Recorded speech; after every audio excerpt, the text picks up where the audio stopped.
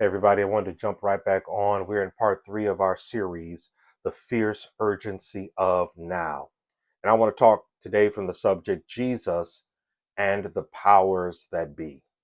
Jesus and the powers that be. Beloved, understand that when Jesus walked into Jerusalem, the occupying powers, they were nervous. They knew his presence was a threat, not because he carried weapons, but because he carried the truth. Beloved, understand today the truth is dangerous to unjust systems. The truth is dangerous to unjust systems.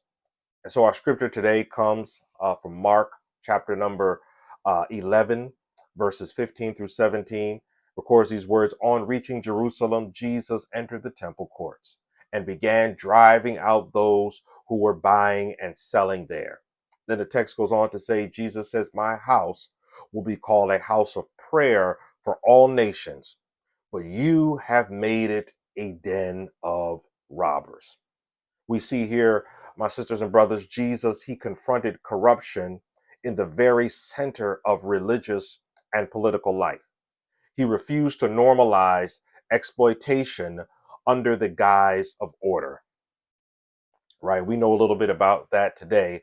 And today, as we look and see the National Guard troops occupying Washington, D.C. without necessity, the powers that be tell us it's for our own good. And they're even plotting other cities.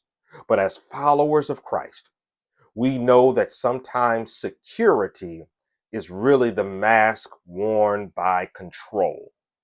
And so Jesus teaches us to discern the spirit behind the policy.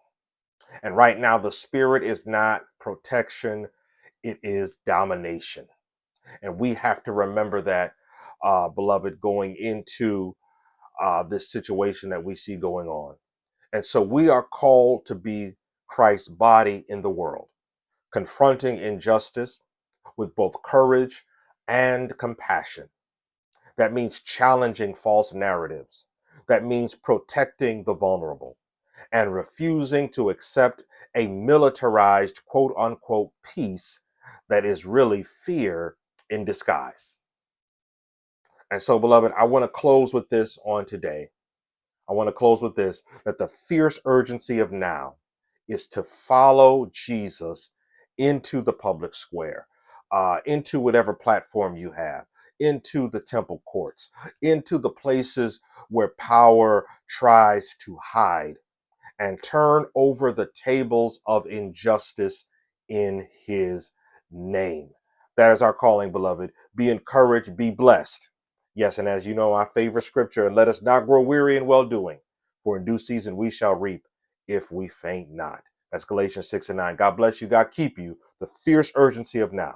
Let's keep it going. We'll talk soon. God bless. Peace.